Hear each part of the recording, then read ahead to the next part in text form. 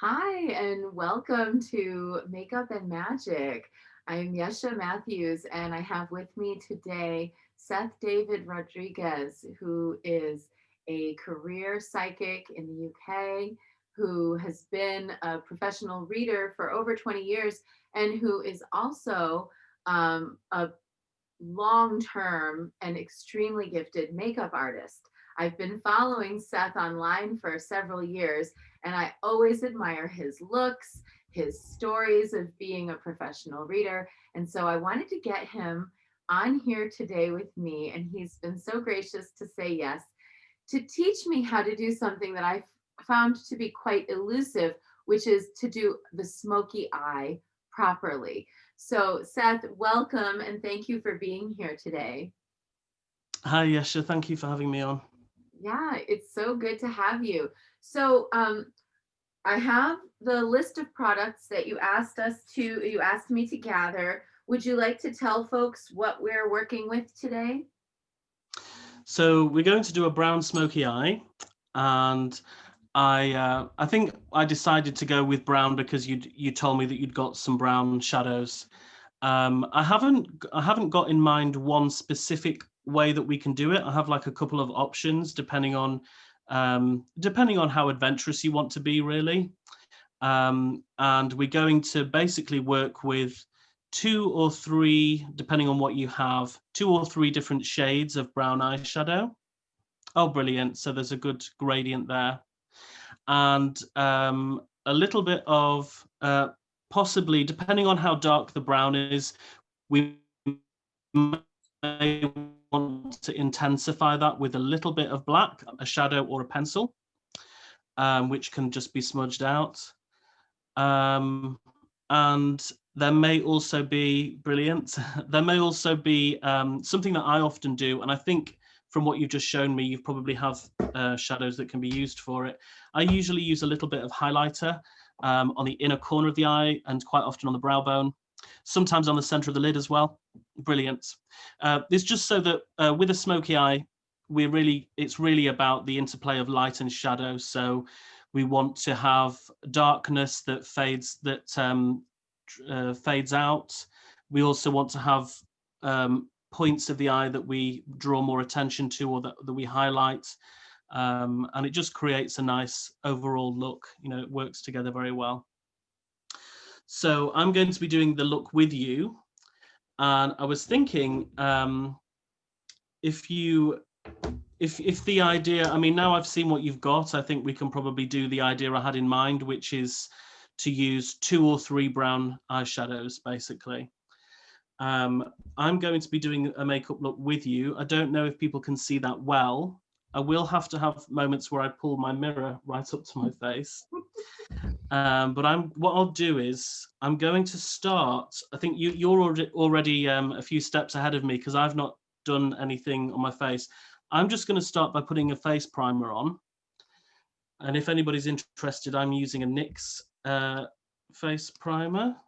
I love that brand. I think their quality of products is fantastic. But even if it wasn't, I just also like the name. Yeah, So yeah, I love the name. I got a let's see, what's it called?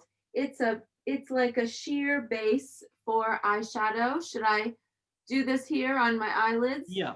If you basically, you don't have to put a lot, but if you put a few dabs on your eyelids and maybe a little bit higher up, and then just pat it with your ring finger, Oh, and it will mattify okay. over the eye.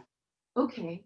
And while we do this, Seth, tell me a little bit about how did you get involved with reading cards and in this world of psychic work?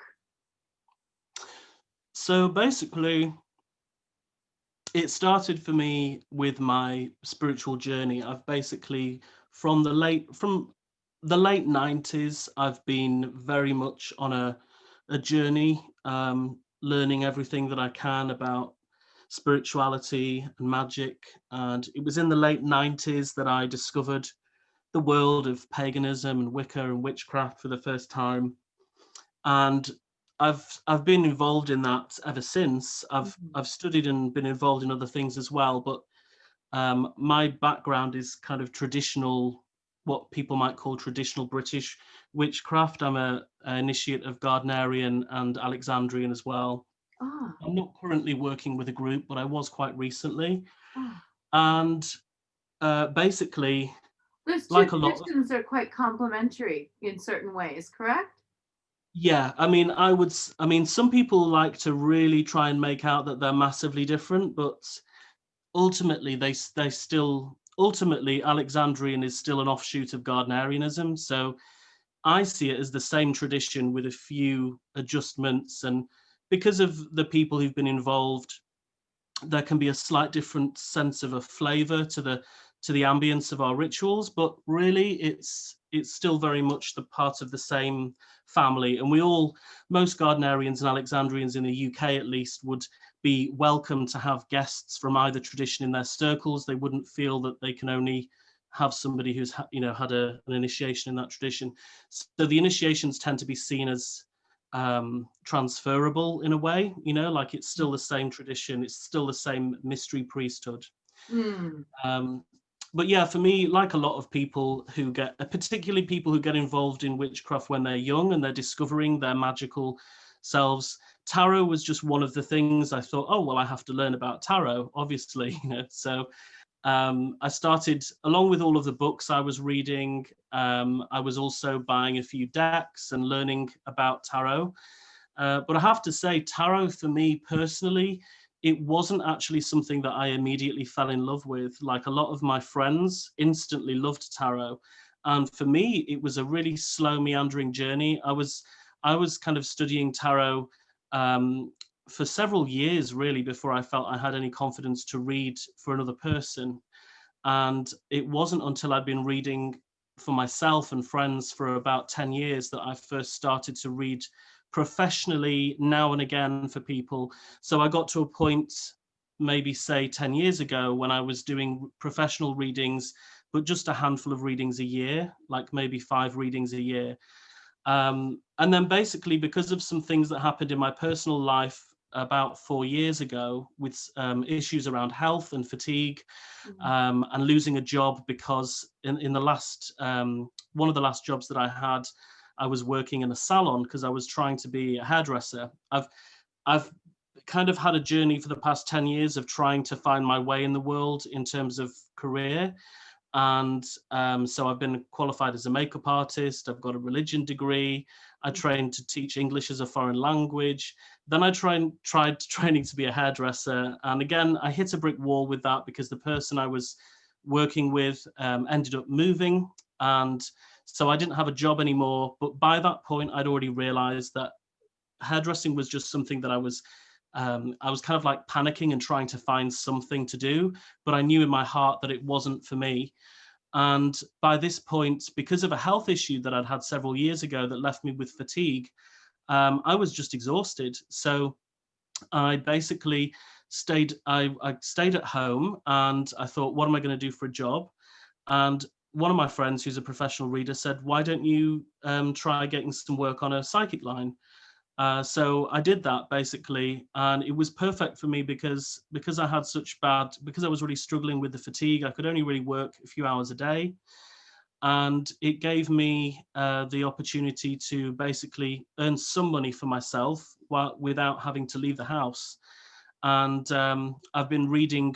And then I kind of increased my hours, and now I basically read tarot most days of the week. Most days I'll read, probably do at least a couple of readings a day. Mm-hmm. And so it's from the last 4 years that I've been doing it intensely. Mm. Yeah. Yeah, I have an interesting, not exactly parallel story, but certainly I also got into doing tarot as a job as a result of a kind of a desperate situation. So tell me the next step, and then while we do that, I'll tell you my own version of that desperate grab that ultimately landed me in the lap of the goddess. Sure. Okay. So basically, if you take, if would you be able to show me the shadows that you have? Because I'd like to see what kind of browns that we have. Yes. Okay. Thank you.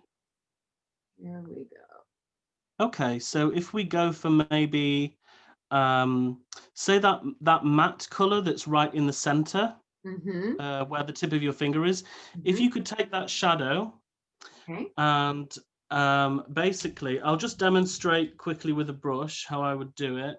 So when I put, because I want this to just cover the whole eye, when it comes to actually applying eyeshadow, I first begin by literally just packing it on like this onto the lid. Oh, So rather than just going straight in and doing this, we're first of all just packing some eyeshadow just around the center of the lid.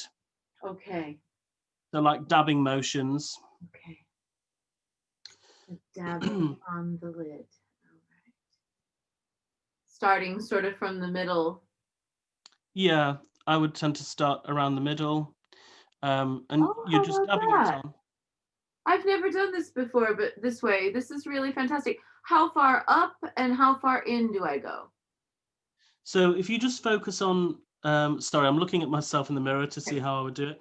So packing onto the center, and then you can then, once you've packed a decent amount onto the center of the lid, then you can just start to dab it into just into the corners a little bit on both sides.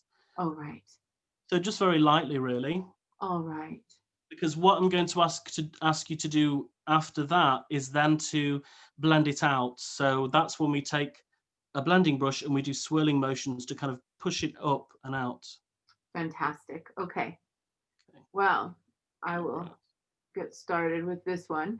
So, when I like yourself found, all things magical when I was young, maybe about 13, and I wasn't really kind of sure how I was going to get into that world at 13 years old living in rural upstate New York, but time and fate and circumstance and the great mother all conspired to always lure me onto the path of magic and paganism and earth-based spiritualities and goddess spiritualities.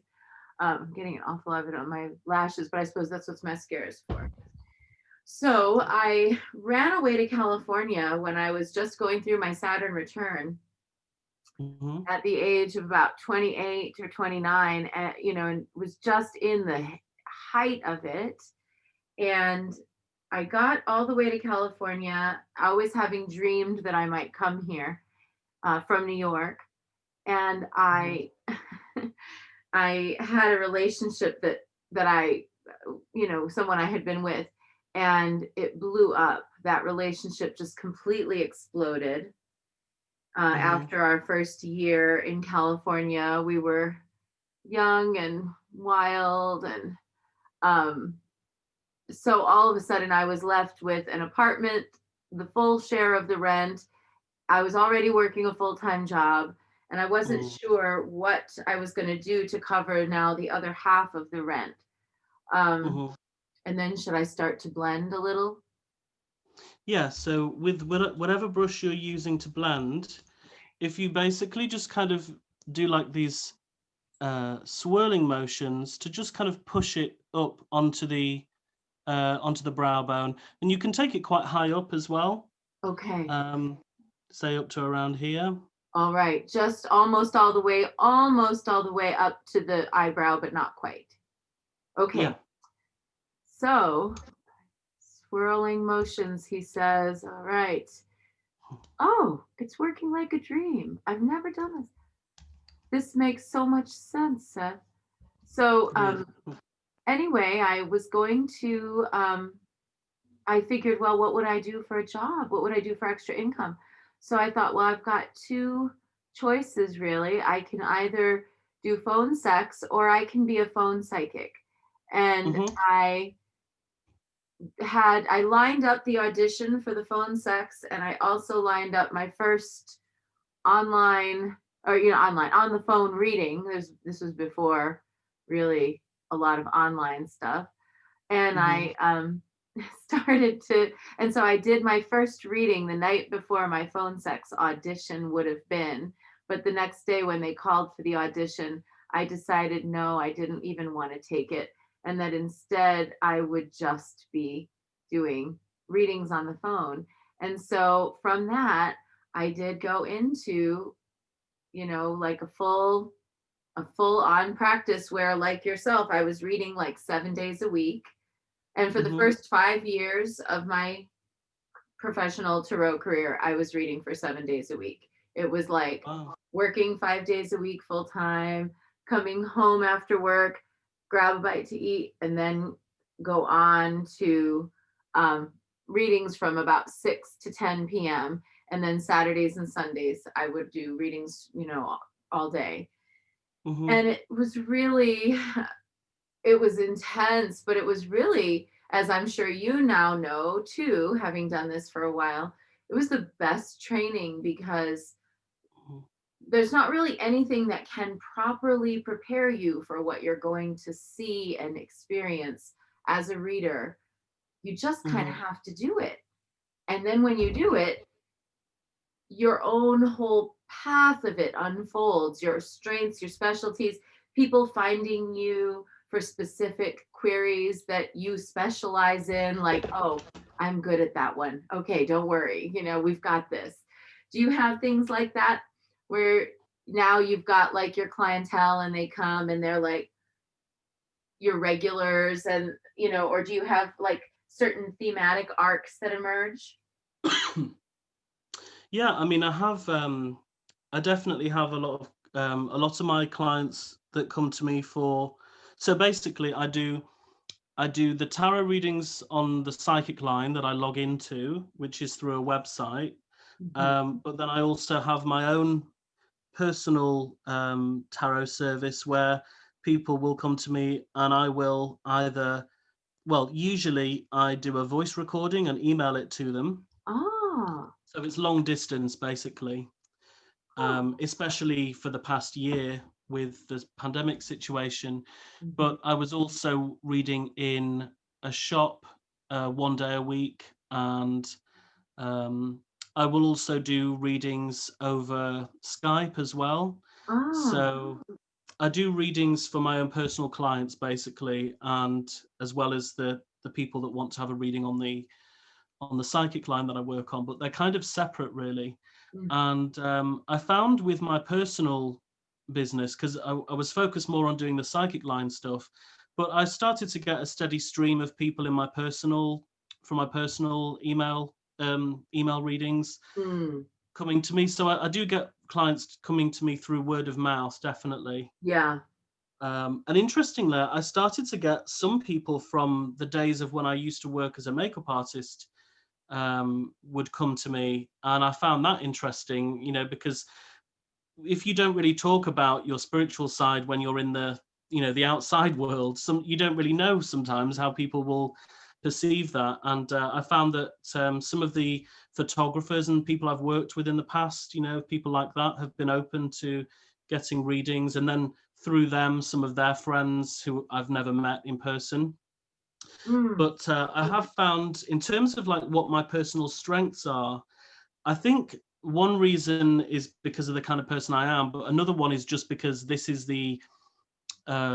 by far is one of the most common things that I read on, are matters around relationships, but particularly um, I find I can pick up on what other people are feeling about each other. So the classic kind of question is, what does Brian think of me? Or, I've met this new person, what do they think of me? And obviously I haven't met these people myself. And I find that I've had a lot of people who, say that kind of seems to be one of my strengths, is knowing how people feel. mm, But picking up on like small kind of nuances of how people feel as well, mm, little details like that. Um, and yeah, but you're right. It really is. I don't think it doesn't matter how many courses a person may do on tarot or how many books they read. You're not going to properly start. Really, in some ways, you're not going to properly start learning until you have to take that plunge and just go for it. And yeah, I've been flung into situations where I didn't ever think I'd have to read on, particular scenarios. And I think, wow, I don't know how I'm going to do this, let's just see what comes out, basically. yeah. So it definitely strengthens your intuition. and your self-confidence, really, because I think a lot of people are quite intuitive, but they don't dare to say it. They don't dare to speak it out loud. So what's our Yeah, next absolutely. step? I saw you did some eyebrows, so I just added a tiny little titch of eyebrows here.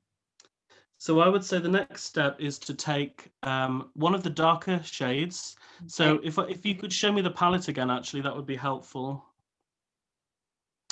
So if we go for uh, so the darker, so not the shadow, the shadow that you just used. The Mhm. one after that is the kind of gold colored one, Mhm. and the one after that, if you could use that one, I think that would be best. Perfect. And what I'm going to ask you to do for that is to, again, just placing it on the outer corner, Mhm. kind of dabbing. Okay. And then again, you're going to just sort of blend that out in the outer corner, but you're just going to keep it there. You're not going to take it anywhere further. Okay. Patting it on and then blending it just into that corner. Yeah. Okay.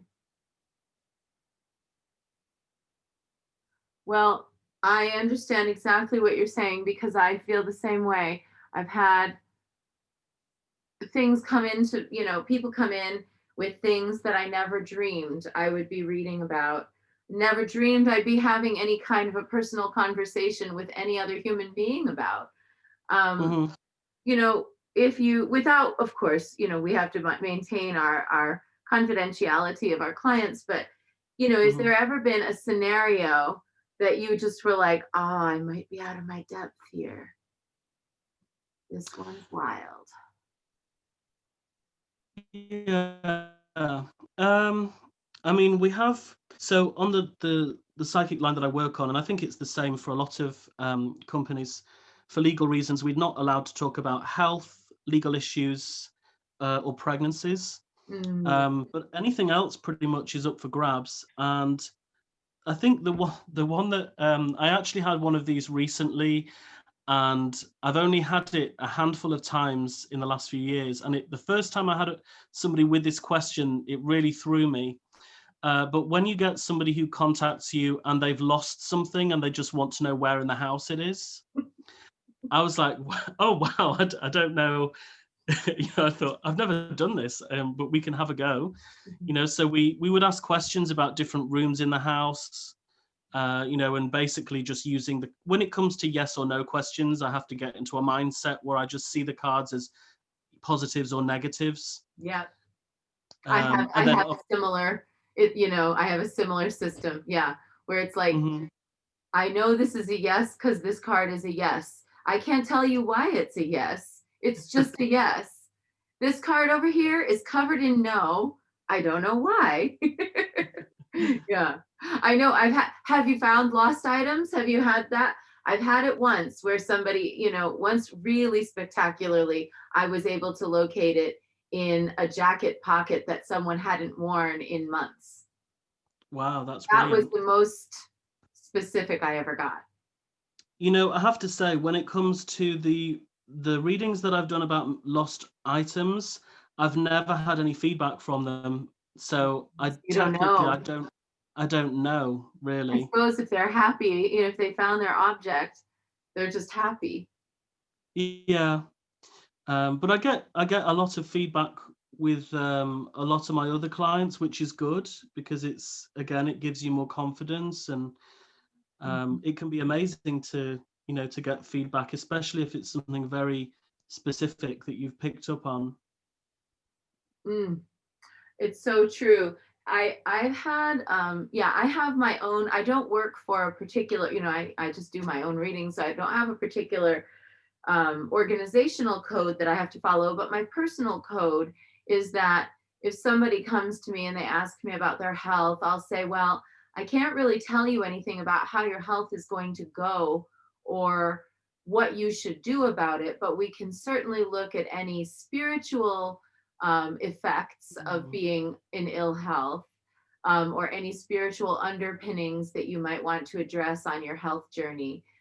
And of course, things like, I would never, when people have come and said to me, um, should I get an abortion, for example? Mhm. That's a hard one. And I actually have read on that question in the past. And again, I won't ever give someone the definitive, you should do this or you should do that. Rather, I'll Mhm. just maybe give them, look, if you do this, these are the likely outcomes. If you don't do this, these are the likely outcomes. And here are, some of the different messages that are arising around this issue, and you can take them away and contemplate them. But I Mhm. did actually have a reading for a couple who, due to a very severe complication with pregnancy, had to go forward and do a medically necessary abortion. And Mhm. they came to me to ask me kind of how they could spiritually resolve themselves around the fact that they'd really wanted this baby. They were so Mhm. crushed. I did the reading. I showed them, look, in a year, you're going to get pregnant again. This is the same baby. This baby will be back. It won't Mhm. be in the same form, but it will be in the same spirit. And Mhm. because the card that came up that showed me that was in the Mythic Tarot by Juliet Sharman Burke. Um, and it was the Knight of Swords, which for me often indicates medical necessity, in some sense. And the card, the character featured on that card is the Dioscuri, the Gemini twins. And so I could Ah. see that there would be this second baby that would come, and that it would be the same, a Mhm. duplicate, right? And so I showed them that. And after they had to go forward with their medically necessary abortion, they had me come. We did a beautiful ceremony for that child they had to lay to rest. Wow. We said farewell. A year later, they got pregnant with twins. One Wow. twin died at birth, the other lived. Wow. It was so powerful. It was so beyond me or Mhm. them or anything. It was a much bigger cosmic story happening there, obviously. So some of the things that come to our tables as readers can be really, deep and really touching, Mm. even when you're on the phone, because that's how I started, was on the phone for years before I ever did anything in person. I was shy, to be in person, but you now have clients who probably come back, and you have your people who, get to know you and really like what you have to say. Do you, have you felt also, because you're, a priest or, an initiate, that you have that capacity to sort of spiritually hold people's hand through their crisis times, not only to give them the divination, but to kind of energetically provide that support? Yeah, I do think that that part of this is all linked to my role as a priest. Hmm. Um, I mean, I talking about when you mentioned the story about the twins, that reminded me of something that I had happen. So I mentioned earlier that there was a shop that I used to read for one day a week. Hmm. Well, at Christmas time, that shop would take part in the city in Manchester where I live. They have a big kind of German Christmas markets that go on for the whole of.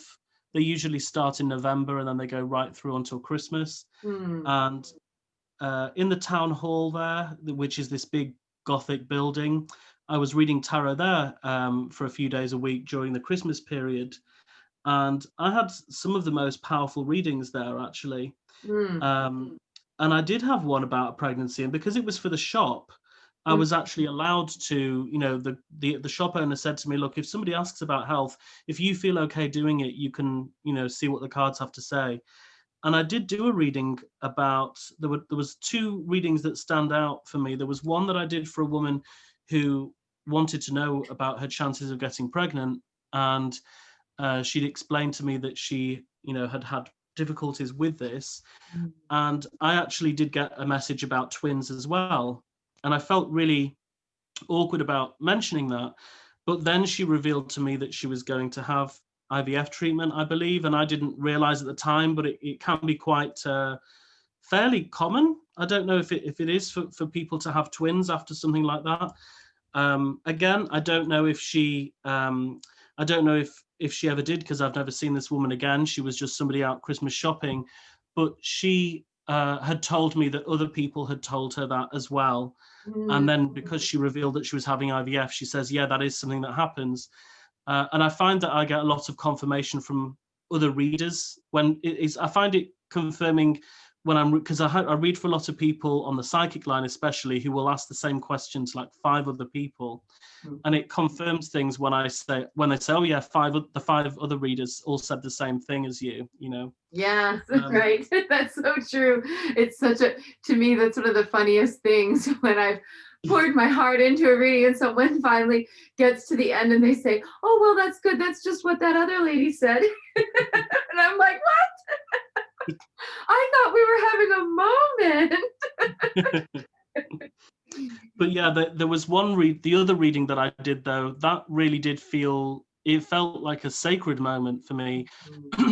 Again, it was in this Gothic town hall and a very, very busy place. It didn't feel private at all, but I was reading for this young man who was probably 19 or 20. And it was one of those mysterious readings, which I kind of love in a strange way, where I have no idea what I'm saying. I'm just giving the message that I see in the cards, but I start to pick up that this is incredibly meaningful for the client. Or sometimes you don't, and sometimes you think, oh God, I'm doing a really bad job here, but then they say, oh, that was amazing.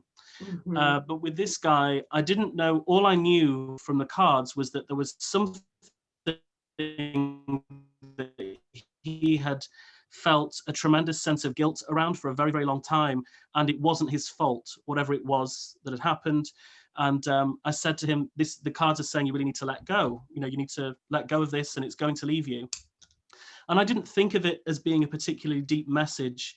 But then when I finished and I looked up, because a lot of the time I don't look at the client when I'm reading for them, but as I looked up and we made eye contact and he shook my hand to say thank you for the reading, he held my hand, and instantly within a split second, I thought, oh my God, I'm about to burst into tears here.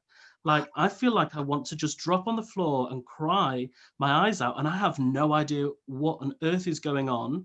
And I had all the hairs on my arms went up, and I just knew in that moment that this was obviously something really heavy, really serious.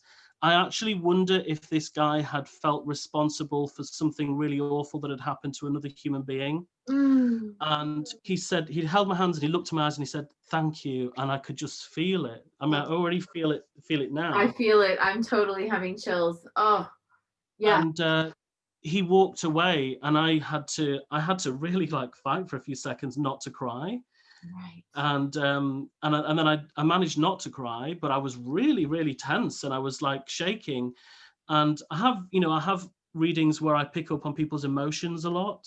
I feel moved and I feel tearful in quite a lot of my readings, but that one really just knocked me for 6. It really came out of nowhere, and I really felt like that was a really sacred moment, and that was a part of my role as a reader. That's the spiritual side of being a reader. And it really got me thinking about how it's like, if we want to say the universe or whatever, just puts us in the right path for somebody else to interact with us, and then a message can come through us, and we don't even need to know what it's about. It's not about us. We just passed it to them and they needed to hear it, and it produces some healing for them. And that really kind of, I thought, wow, this is amazing. This is, because so many people think if you're a tarot reader, they think it's such a silly job and they don't take it seriously, but it can be a really tremendous sacred role. Yes, I feel that too. And it sounds like you gave him the tremendous gift of lightness of spirit. And, certainly I know exactly what you mean. Sometimes you're just like, I don't know why I'm saying this, but I need to say this. And it is just the thing. And you may never have another connection around that topic, but you've just liberated something for somebody or helped them to liberate it. It's such a powerful, powerful feeling. And it does really affirm one that the duty here is primarily sacred, not uh, entertainment. Mm, You know, which a lot of definitely. people kind of will say, well, this is for entertainment purposes only. And I understand why they might want to have that disclaimer, but it truly isn't, Hmm. you know. So what are we what are we doing next? I think I'm doing all right. I don't look like a raccoon. I'm all right so far. Yeah, it looks good from what I can see. Yeah. Okay, good. What I would say now is to take the darkest or the dark. I'll just see the shades. Yeah, I would say if you go with that final shade, is that actually a black or is it more like a dark It's a brown? very dark brown. Okay, so I'm at that point now as well. So if you take the, um, I'm actually using a black for mine, but if you take a tiny amount of that dark shadow, and basically if you kind of dot it or dab it again on the outer corner, and not too much because you can always go back in and add more. Okay. And I like to put it kind of, it's on the lid, but the outer corner, and it's still kind of touching. Take it down to the lash line if you like, but Oh, then you're just going to swirl it around like this. And again, okay. we're not going to take it out too far because we don't want to, make it too dramatic. We don't want But big wings. it just That's a adds a little different bit. day. Yeah, Big wings it, are a different day. yeah, we can do a different day. This is basically just adds more depth, Uh-huh. It basically and creates one more little shadow here. yeah, Okay. I see it. Okay. and you may find that you want to use, if you have, once you've blended that out a little bit but you still think it needs more blending, if you have another brush that's maybe a little bit wider, Uh-huh. a I do. fluffier brush, you can go over that again and that can really diffuse it more. So I have, for example, this brush.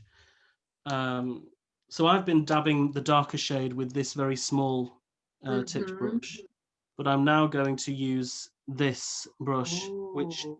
really just will blend it out more, just diffuse it more. All right. I've got one that's not quite that big, but I think it'll still work. Yeah, And this, we're just blending this whole area now. yeah. And you could, yeah, and don't be afraid to kind of go over the whole, um, over most of the area on your brow bone, Okay. because it shouldn't take over too much. The thing that some people struggle with smoky eyes is, which I used to struggle with when I first learned, is that people can keep adding to it and then they get to a point where they kind of get lost and they do too much, Yeah. Yeah. and There's it goes too far. a temptation to overdo. Yeah. And with a look like this, if you do feel that you've put too much of the darker shade on, you can also go back in with the other shades that you used and go over the top to soften it.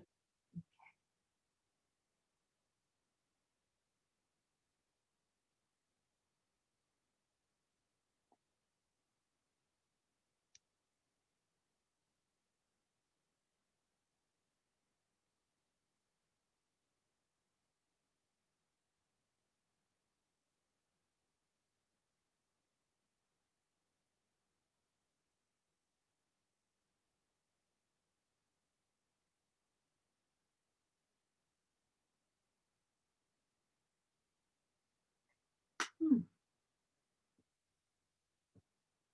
My grandmother would be proud. Was she a fan of makeup? She was. She was. Have you ever had anybody's dead relatives come in to a reading where you were like, okay, somebody's grandma's in the room? Well, I don't, on my profile on my page for the website that I work on, I don't have mediumship services down there, so Mm. I really don't. I basically, I'm not the kind of person that gets visited by the dead generally, other than some of my own relatives in dreams. Mm, mm. Um, and It's definitely increased though. Like for the last few years of my life, I've really kind of started an ancestral practice. Mm. Like I have my ancestor altar right beside me right now, and I give offerings daily for that. So I have felt more of a connection to that kind of work, but I'm not a medium. And one of my best friends in the whole world is one of the most amazing mediums. He experiences everything on all levels, and he is also working on a phone psychic line. So he'll have people phone up, and he will have full on visions. He will smell the person. He gets first names. Yeah. And they will often, because he's so clairvoyant and he sees them, they linger in his house for sometimes hours afterwards. So he has to do cleansings to kind of shoo them away in a polite way. But I have had a couple of people say to me, I know you're not a medium, but could you see what the cards have to say about anyone from the other side? And I've done those kinds of readings only only literally twice, 2 or 3 times. And I did find that the cards that came out, I just described the kind of person, that was coming out, and they said, yeah, that's my father, and they, Wow. they were like, yeah, there were a couple of things that I said that were very, particular to their father. And so that was, again, it was another kind of reaffirming moment, and it gives you a little bit of a confidence boost, because you've stepped out of your comfort zone, and you thought, okay, let's try reading for this. 1 minute we're trying to find lost objects, now we're speaking to the dead, what Right. next, kind of thing. Right. What next indeed. Well, so what next here? So I feel quite well blended. Yeah, it looks good. So the next step is to take, I don't know how many brushes you have, if you have like a couple or if you have a smaller one. I'm just thinking which brush I'm going to go in with. I'm going to go in with a small, I'm going to use just a small brush like this. Any small brush really is good for this. Okay. And we're going to go back. Okay. We're going to go in with the light brown that you used initially. Okay. So the first shadow, I'm just trying to remember which one it was that I used. Oh yeah, this one. You're going to load up the brush with a little bit of that product, tap off any excess. And we're basically going to take this, as you can see here, I'm going to just take this under the eye. And what this does is it just connects everything together. Oh. And I'm not going to take it all the way into the inner corner, because I'm planning on using it, just a little bit of a highlighter on the inner corner, but I'm taking it most of the way. Okay. So there, I've basically put down the outline. I'm going to add a bit more. Oh, this is great. Okay. And it really doesn't have to be very much. It's just very soft. No, it's just sort of a little line, and it just connects everything together. Okay. I'm just going to do the other eye.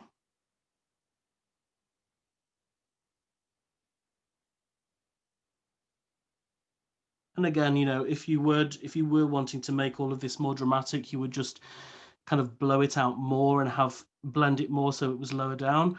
But I'm not doing anything particularly dramatic today, so I'm just going to brush that through. And now, using the same brush, if we go in with the darker shade that we used, and which was this one for me, and we're basically going to do the same, but we're not going to take it as far in. So we're going to just focus it around right at that corner. Yeah, so I'm only taking it in up to my pupil. So okay. Kind of like I'm going to be taking it basically in almost half of the way in.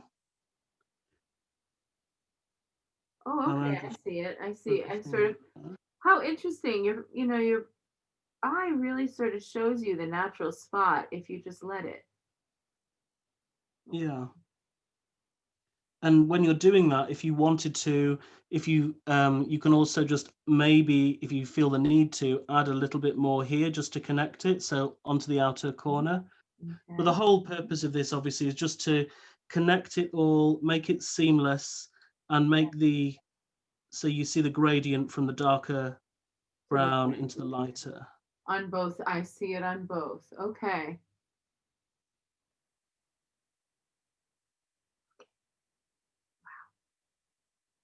Also, this color that you're using, this like coppery color, I can't tell, but it's just so gorgeous. I love it. Thank you. Yeah, I haven't actually used these colors before. They're actually more orange. They're more orange than I was wanting to go for, but yeah, I kind of like it. Mm-hmm. I'm just going to add a bit more there. And now, really, the next step would be to do any eyeliner that you want to do. So I'm probably going to line my. Sorry, I'm just looking for the pencil. Here it is. I'm trying to decide whether I want to do any liner on the top of the lid here. I think I will. Okay. Um, so if you feel comfortable with that, you can do basically a liner across here. Across the. Okay. So on top of the lid, just do it really close to the lash line, really softly. Not so so we're not trying to like do a strong line. We're Not as, just basically just sort of like a almost. little. Okay. I mean, I'm actually doing it very subtly because I'm literally just Just almost like grazing it. dragging it slightly in small motions on the tip of the eyelid right next to the lash line. Okay. I'm just doing small motions like that.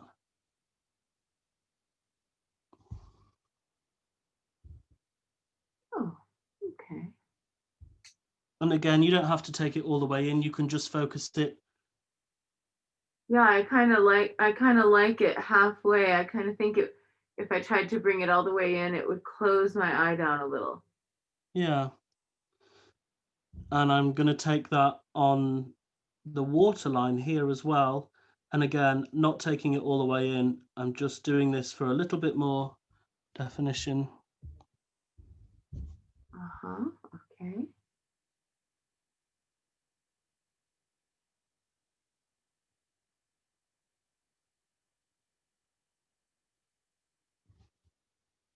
Mm.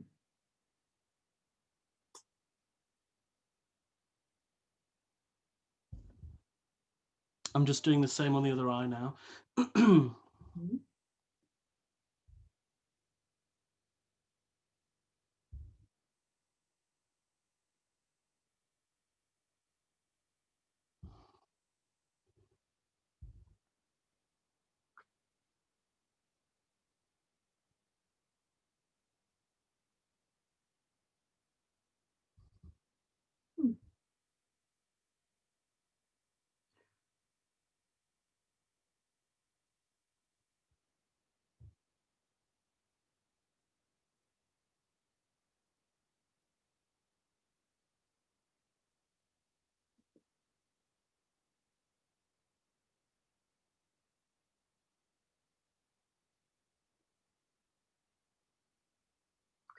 I once had a client who came in for a reading and was beside themselves because they had turned down a job offer, and then 2 months later the corporation that they had turned down went public and like quadrupled their stock.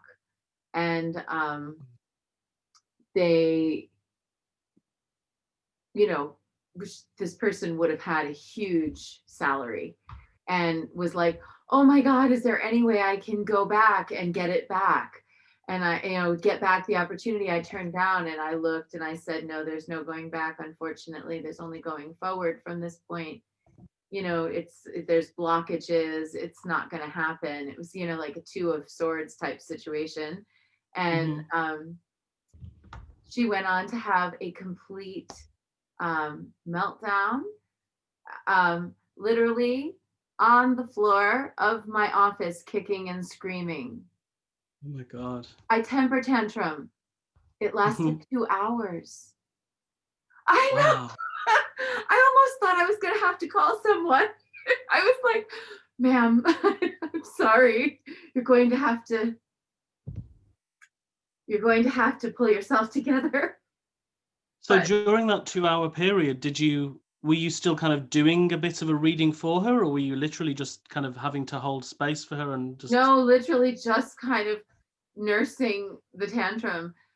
Eventually she got up and left, but it was really something else. It was Wow. unlike anything else I'd ever had happen. I did have in the beginning of my practice, I wasn't working for, as I mentioned, for any kind of a company. And I think if I had, I might have had a bit more structure to work with. But in the beginning of my practice, I used to just, people would get the reading, and then if they chose to kind of try to stick around or hang out or want to talk more or whatever, I would just kind of stay with it. I wasn't as good at setting boundaries then. And there was Wow. like, that situation, and there was another situation in which a a person came and got a reading and wouldn't leave for 5 hours, and Wow. there were definitely, that was sort of in the beginning. After a while, after a couple of years, I was better at it. But I definitely think that there are certain perks to working within the kind of corporate context of a company that's set up with certain Mhm. rules and regulations, rather than the more kitchen table method. On the other hand, the kitchen table method gives you other freedoms, as we've discussed, to just, Mhm. talk about more sensitive topics. You've done both, and what are your favorite parts of the kitchen table method, and what are your favorite parts of the corporate method? Kind of I guess approach, maybe not method, but Um, I think my favorite part of the kitchen table method um, is just that it can feel more. It's kind of what my favorite part of it is also it's a positive and a negative there as well, depending on how I'm feeling. So I like the fact that it's a more intimate experience and it does feel more personal and you can feel a stronger connection. Um, but I have to be in the right um, headspace to deal with that. I can only do so many readings in that kind of way. it's very Whereas for intimate, me, right? the readings, sorry, It's very intimate, right? yeah. Mhm. Whereas for me, when I do readings for the psychic line that I work on, and I didn't mention this actually, but I only do chat readings. So it's like a chat window, and I'm typing. Mm. I used to do phone readings where I would obviously speak to them over the phone, but the voices of clients it can just stress me out. But also, I've spent years working in call centers. I had a big chunk of my early adult life was working in call centers, and I just have so many negative associations with that. I just don't like speaking on the phone, and Mm. I find it a lot less draining to actually read for somebody on a chat because I'm just typing. I don't get as much pushback from them. Like sometimes just the tone of somebody's voice can maybe make you feel agitated or stressed or nervous and not perform as well. So I like the distance between me and the client when I'm doing the chat readings. Um, I feel very protected and it gives me the energy to do more readings. So even though it's actually cheaper to do the chat readings, I can do more than the voice call readings. So I can still make up the money that way.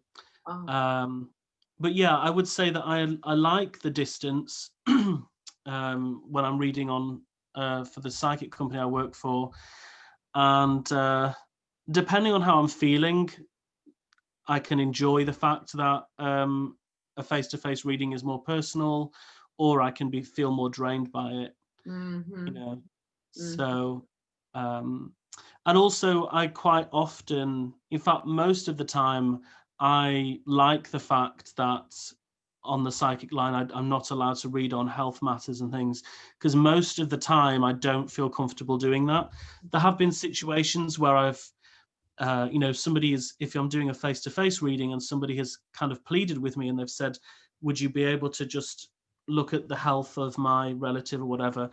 And I have done it in those circumstances, but generally I still prefer to not go into that. Mm-hmm. Well, I'm going to be doing my first chat reading next week. I've got some clients who I've been with for a long time, and I used to see them in person, but they're hearing impaired, and so they've invited me to do reading where they're going to watch a video of me and I can talk to them, but I can also type to them so that they can read what I'm saying. So I'm going to get to try it next week. I've never done it that way before. I've always been phone or in person, and then recently phone or video. And I don't mind the face to face. But I do understand what you mean. It can be draining because you're not only there to get the messages, but you're also trying to kind of balance the emotional energies that are rising and falling with the client. And yeah, there are people who, you can hear the edge in their voice or the panic or the sadness or the grief, and it's just natural. It can trigger a response in you. So for sure, I understand what you're saying, and you have to protect your life force and your energy because of the fatigue. So I'm glad you found a way that works for you. And I think it's really important for people to know that even after they've gone through some kind of a debilitating health condition, they can still find ways to express their psychic gifts that works for them. That's really good. And so thank you for sharing about that. That's awesome. So I'm lined, Mr. DeMille. Brilliant. So now I would say if you use one of your the white shimmery shades that you have, if you just pick one that you like. Excellent. So I'm using this one. It's called Shroom. It looks like an off-white. I'll just see if you can see how it looks. But it's like a kind of, hang on, I can't. I love it. That's one of my favorite colors. It's like a pearlescent color. Beautiful. Yeah. So you're going to take that again with a small brush, or you could even use like a ring finger. Okay. And I'm basically just going to dab a little bit on the inner corners of my eyes. Okay. Just to open it up. And if you like, you can also add some onto the brow bone as well.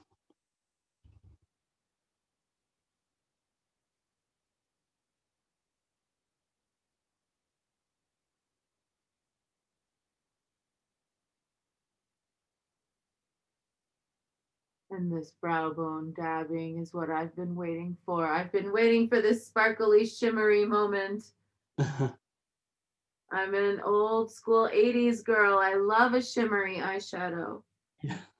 Yeah, I don't. A lot of the time, I don't feel like a makeup look is complete unless there's a little bit of shimmer. Yeah. On the brow bone. Well, you and my grandmother would get along great. Now, do I do any blending with this, or do I want this to stay more? No, we basically, like if you, I don't know if you can see mine really, but I literally just dabbed it on and then just dragged it, and that's it really. So you really don't need to do much with that. But I do see yours is a little more shimmery, so I'm going to go for it. Cool. And some people may want to dab a little on the center of the lid as well. But only if they want to, obviously. I want to try this. And that kind of gives a little movement, huh? Yeah. Oh, I love that. This is so fun. All I'm doing now is just because I want to just, you may not feel that you need to do this with yours, but I'm just dragging the the fluffiest blending brush that I have, just over the whole thing to just feel like it's just bringing it all together. Mm-hmm. If there's any bits where I just feel that I just want to create more seamlessness. But this is basically, I mean, there are easier, there are more simple methods of doing a smoky eye. This, I would say, is like a kind of maybe an intermediate smoky eye. Oh, If you wanted to do something more dramatic, you would do something similar, but just more product and, add it out more. more So layers and. Mhm. yeah. Now, if you wanted to, I'm not going to personally. I'm just going to go straight into doing mascara now. Mhm. But some people may want to use a black liquid liner if they want to add more drama, and they could add a black liquid liner on the waterline and on the top as well. If If we a do that, I person, will definitely ruin everything I've just done because I'm not good at it. That's a whole other tutorial. But I have my mascara. brilliant. Yeah, I'm just going to do the mascara now. Yeah, so like a really, really simple smoky eye that some people like to do is literally to just line the upper lid with a pencil, whether it's a black or a brown, and then just smudge that pencil onto the rest of the lid, Well, and then that's, maybe put a bit of shimmer or something.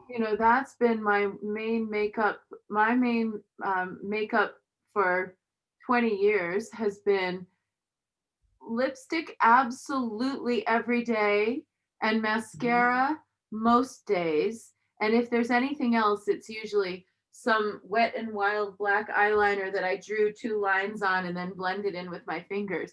So we're Yeah. definitely a step up from that. And I couldn't be happier with this look. It's making me just feel like super glamorous. Oh, I'm glad that you like it. I do, and I feel really lucky that you're teaching me these techniques. I've been admiring um your looks for years, and then you went through that time where you just weren't putting on your face very often because of everything going on. But I do know that I did know you were feeling better when one day I saw you bring out your face. I was like, oh, he's feeling better. I'm so glad. Yeah. And I've been happily watching the renaissance of your makeup skills because you're quite gifted. Oh, thank you. And you do some really fun, interesting, innovative things and you're daring. I appreciate that. If we wanted to follow you on Instagram, what's your handle there? So I have two Instagrams now. I have my main Instagram page. It's a bit of a mouthful. It's Seth David Rodriguez Mystic, all one word. Rodriguez, Guez, Rodriguez, Mystic, Mystic. Yeah. That's one whole one. Awesome. I think that's the one I follow. Yeah, that's the one that's all focused on tarot. I post a lot of my testimonials from my tarot clients on there. Mm-hmm. So I kind of advertise my tarot reading a bit on there, but I also just use that space to talk about anything relating to magic or spirituality. I keep, for some reason, I need to maybe switch things up a bit, but I keep posting little things about Isis recently, Ah, just because I mean Isis has been one of the most important goddesses for me mhm. from, well, since forever really. From when I started on my path in the late 90s. But yeah, my other Instagram, which I set up a few weeks back, is just devoted to makeup, and I'm going to be sharing makeup looks from professional work that I did in the past, and also looks that I did on myself, and then makeup that I'm doing now on myself. And it's all just about having fun. There's a lot of like music with there's a lot of videos of me with the makeup on, with music in the background. So it's kind of like a mini performance. Like I want the makeup to reflect the music to reflect the makeup. I love it. And what's that one? What's that? And, and that one is just Seth.D.Rodriguez. Seth.D. Rodriguez. All right, I'm gonna go find that one too. Cool.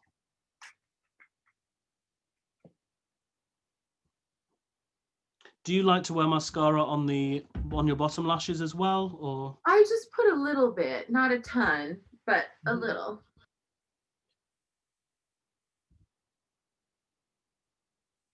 I'm going to bring you down a little closer now. I've moved my mirror so that we can.